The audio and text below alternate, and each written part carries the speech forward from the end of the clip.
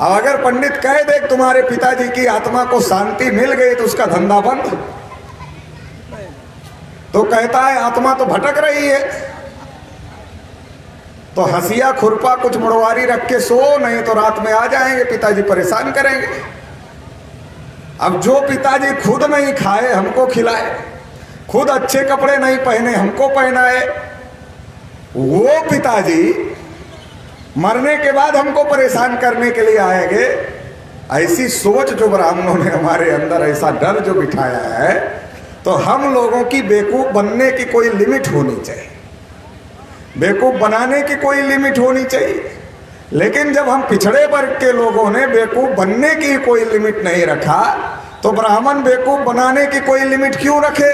जब हम अनलिमिटेड बेवकूफ बनने के लिए तैयार हैं, तो ब्राह्मण हमें अनलिमिटेड बेवकूफ बनाने के लिए भी तैयार है। और नतीजा ये है कि ब्राह्मण जितना भी काम करता है एक भी मुफ्त में नहीं करता, सारे में हम ही से पैसा लेता, मेहनत हम करते, पैदा हम करते हैं, लेकिन लूटने का काम हमारी कमाई को वो करता है। इसलिए ज्योतिबा फूले कहते थे जैसे बाल काटना नाई का धर्म नहीं है, धंधा है, वैसे पूजा पाठ कराना, संस्कार कराना ब्राह्मण का धर्म नहीं है, धंधा है। क्योंकि धर्म होता तो मुफ्त में करता, धंधा है तो बगैर पैसा लिए नहीं करता है, तो धंधा है।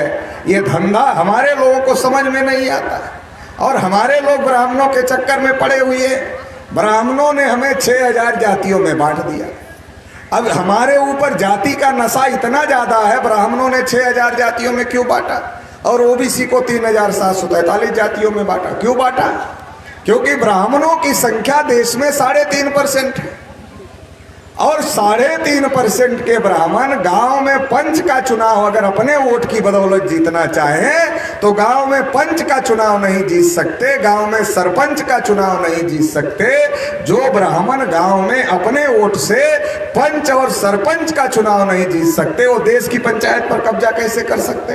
बिल्कुल नहीं कर सकते। ब्राह्मणों को लगा इनकी संख्या तो ज्यादा है, इनसे कभी भी हमारी लड़ाई हो सकती थी। आज वोट की लड़ाई है, पहले वैसे लड़ाई थी, तीर तलवार बंदूक की, लाठी डंडे की लड़ाई थी, तब भी ब्राह्मणों को डर लगता था कि हमारी संख्या 3.5% है, ये तो जब चाहेंगे तब हमसे निपट लेंगे, इनकी संख्या ज्यादा है।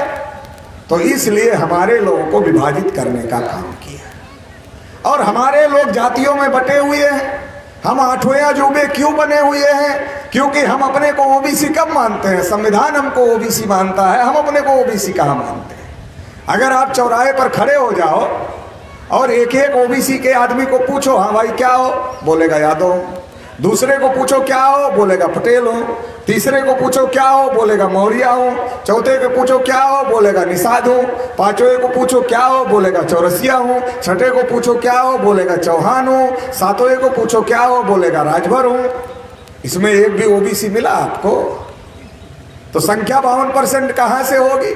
अरे जब हम सब मिलके अपने को ओबीसी मानेंगे तब ना संख्या 52% 60% होगी। और जब हम अपने को यादव, कुर्मी, मौर्य, गरड़िया, निषाद, चौहान, राजभर, चौरसिया मानेंगे तब हमारी संख्या कहाँ से 52 से 60% होगी। और जब हम अपने को पिछड़ा मानेंगे तो पिछड़ों के हक अधिकार की लड़ाई लड़ने वाला नेता खोजेंगे। लेकिन जब हम अपने को अलग अलग बिरादरी का मानते हैं तो हम बिरादरी का नेता भी खोजते हैं और बिरादरी का नेता अपनी बिरादरी में आता है और क्या कहता है? सारी बिरादरी आगे चली गई, अपनी ही बिरादरी बची रह गई है, इकट्ठा हो जाओ। तो बिरादरी का आदमी सुनता है तो सोचता है बात तो नेताजी सही कह रहे हैं। जब सारी बिरादरी आगे चली गई, अपनी ही पीछे रह गई है, तो अपने को आगे ले जाना है और आगे ले जाने के लिए ही नेताजी आए हैं। तो नेताजी के पीछे इकट्ठा हो जाओ। तो हर बिरादरी अपनी बिरादरी के पीछे इकट्ठा हो जाती है और जब इकट्ठा हो जाती है तो क्या होता है? वो बिरादरी का नेता सोनिया गांधी के पास चला जाता है और सोनिया गांधी को कहता है हमारे पीछे हमारी बिरादरी के इतने लोग इकट्ठा हैं, कितना दे रहे हो? अगर सोनिया गांधी थोड़ा कम रेट लगाती है तो अमित शाह के पास चला जाता है और अमित शाह को कहता है सोनिया गांधी तो इतना रेट दे रही थी, अभी आप कितना दे रहे हो? अगर अमित शाह ज्यादा देता है तो उसके साथ चला जाता है। आपका सौदा हो जाता है बिरादरी के नाम पर, आपको पता ही नहीं चलता। जैसे भेड़ का मालिक भेड़ को बेच देता है, भेड़ का सौदा कर लेता है और भेड़ को पता नहीं चलता, वैसे बिरादरी का नेता बिरादरी का सौदा कर लेता है, पता नहीं चलता। और जब बिरादरी का आदमी कांग्रेस बीजेपी से टिकट लेके आता है तो हमारे लोग क्या कहते हैं, अरे बेचारा बिरादरी का आदमी है, इज्जत बचाना है उसकी। तो हमारे लोग उसकी इज्जत बचाने में लग जाते हैं, बिरादरी के नाम पर उसकी इज्जत बचाना। अब इज्जत बचा दिया उसकी, उसको पार्लियामेंट में भेज दिया। अब वो पार्लियामेंट में आपके हक अधिकार की कोई आवाज बोलता है, उठाता है? क्यों उठाएगा? अरे वो तो पालतू है ना, पट्टा डाल के आया है भाई, पहले से पट्टा तो पहले से गले में डाल के आया है कांग्रेस का बीजेपी का, तो आपकी आवाज उठाएगा वहां? अभी जाति आधारित गिनती नहीं हो रही, जनगणना शुरू होने वाली है, पार्लियामेंट का सत्र चला, किसी भी ओबीसी के नेता ने गिनती की आवाज ही नहीं उठाई। उठना चाहिए था, 2011 में बहुत हंगामा मचा था, उठना चाहिए था, मगर किसी नेता ने नहीं उठाई। तो हमको अधिकार मिला है ओबीसी के नाम पर, लेकिन नेता चाहिए जाति के नाम पर। अधिकार मिला ओबीसी के नाम पर और नेता चाहिए जाति के नाम पर, तो सत्यानाश नहीं होगा और कुछ होगा? सत्यानाश होगा, इसीलिए सत्यानाश होगा। एक तो बिरादरी को इकट्ठा करके बेच रहे, और हम बिरादरी के नाम पर बेचने वाले को, जो बेचने वाले विक्रेता है बिरादरी के, उनको हम अपना नेता मानते नहीं, हमारा नेता है। अरे वो हमको इकट्ठा करके बेच देता, हमारा एक भी मुद्दा नहीं उठाता, और हम कहते नहीं हमारा नेता। अरे वो तो बिरादरी का विक्रेता है, होलसेलर है, पहले इकट्ठा करता है थोक में, फिर होलसेलर में बेच देता है थोक में। हमारे लोगों को समझने की जरूरत है, इस वजह से हमारे हक अधिकार नहीं मिल रहे हैं। एक तो जाति का नशा। अगर हम बिरादरी का नेता आए और हमको कहे बिरादरी को आगे ले जाना, अगर हम उसको पूछे, अरे भाई जब हमारी जनगणना ही नहीं हो रही है तो आगे कैसे जाएंगे? पहले जनगणना की आवाज उठाओ, ओबीसी की संख्या के अनुपात में हिस्सेदारी की आवाज उठाओ। हाई कोर्ट सुप्रीम कोर्ट में खानदानी जज बैठे हुए हैं, जज ही जज की नियुक्ति कर रहा है। बाबू और चपरासी बनने के लिए परीक्षा है, और जज बनने के लिए परीक्षा ही नहीं है। उनका नाना जज था वो बन गए, उनका बाबा जज था बन गए, उनका बाप जज था बन गए, खानदानी जज बैठे हुए, एक जाति के लोग बैठे हुए, ब्राह्मणों ने कब्जा किया हुआ है। तो कहना पड़ेगा, लोकतंत्र में जिसको बोली बोलना नहीं आता उसको हक अधिकार नहीं मिलते, क्योंकि लोकतंत्र में गोली नहीं चलती है, लोकतंत्र में बोली चलती है। और जिसको अपनी बोली बोलना आता है उसकी समस्याओं का समाधान होता है, जिसको अपनी बोली बोलना लोकतंत्र में नहीं आता उसकी समस्याओं का समाधान कभी होता नहीं है। हमें अपनी बोली बोलना सीखना पड़ेगा, और हमें अपने नेताओं को भी इस बात के लिए मजबूर करना पड़ेगा कि तुम हमारे हक अधिकार की आवाज उठाओगे तो हमारे नेता हो, नहीं तो बिरादरी के नहीं, हमारे घर के भी हो तो हम तुमको नेता नहीं मानते, कहना पड़ेगा। और अगर नहीं कहोगे तो आपको हक अधिकार मिलने वाला नहीं। तो एक तो जाति का नशा बहुत ज्यादा है, दूसरा धर्म का नशा बहुत ज्यादा है। ब्राह्मणों ने सोचा अगर हम ओबीसी के पास जाएं और ओबीसी के लोगों को कहें, अरे ओबीसी के भाइयों, हमने तुम्हारी हजारों पीढ़ियों को शूद्र बनाया, पढ़ने लिखने के अधिकार से वंचित किया, धन संपत्ति रखने के अधिकार से वंचित किया, बोलने सुनने के अधिकार से वंचित किया, तुम हमें वोट दे दो। तुम्हारी गिनती नहीं किया, तुम्हारा मंडल नहीं लागू होने दिया, तुम्हारा कालेलकर कमीशन नहीं लागू होने दिया, तुम्हें संख्या के अनुपात में हिस्सा नहीं दिया, तुम हमें वोट दे दो। तो ओबीसी का आदमी कहेगा तुम हजारों साल से हमारा सत्यानाश कर रहे हो, तुमको वोट देंगे? लाठी निकालेगा और दौड़ा के भगाएगा, भाग जाओ यहां से। ओबीसी का आदमी वोट देने वाला नहीं। अगर शेड्यूल कास्ट के बीच में ब्राह्मण जाए और कहे शेड्यूल कास्ट के भाइयों, हमने तुम्हारी हजारों पीढ़ी को गांव के दक्षिण दिशा में बसाया, तुमको अछूत बनाया, तुम हमें वोट दे दो, बोलेगा अच्छा हमें गांव के दक्षिण दिशा में बसाया, हमें अछूत बनाया, अब वोट मांगने चले आए, लाओ तो लाठी कहाँ है? लाठी लेके दौड़ा लेगा उसको। तो ब्राह्मण को तो ये बात पता है कि वोट मिलने वाला नहीं, सही बात बताने से। अगर आदिवासी के बीच में जाए और कहे आदिवासी भाइयों, हमने तुम्हारी हजारों पीढ़ियों को जंगलों में रहने के लिए मजबूर किया, इसलिए हमें वोट दे दो, तो वो भी लाठी लेकर दौड़ाएगा, वोट देने वाला नहीं है। तो ब्राह्मणों ने सोचा ये तो बड़ा संकट का बात है। अगर सही बात इन लोगों को बताया गया तो वोट मिलने वाला नहीं है। और ब्राह्मणों की संख्या देश में 3.5% है, तो 3.5% के वोट के आधार पर तो हम पंच और सरपंच नहीं बन पाएंगे, तो देश और प्रदेश की पंचायत पर कब्जा कैसे करेंगे। तो ब्राह्मणों ने सोचा इनको बेवकूफ बनाया जाए।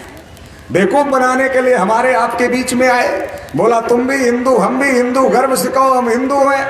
एक एक मुसलमान 14 बच्चे पैदा कर रहे हैं, देश पर मुसलमानों का कब्जा हो जाएगा, सारे हिंदू इकट्ठा हो जाओ।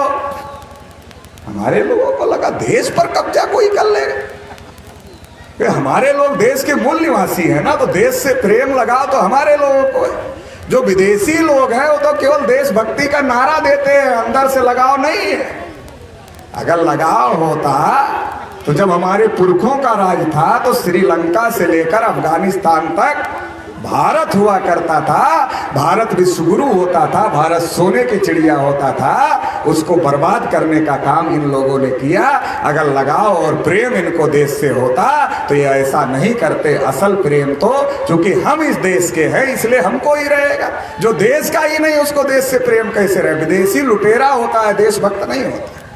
विदेशी लुटेरा होता है, देशभक्त नहीं होता है। तो ब्राह्मणों को पता है यही देश के हैं, तो देशभक्ति इनके अंदर जगाओ और इनका इस्तेमाल करो।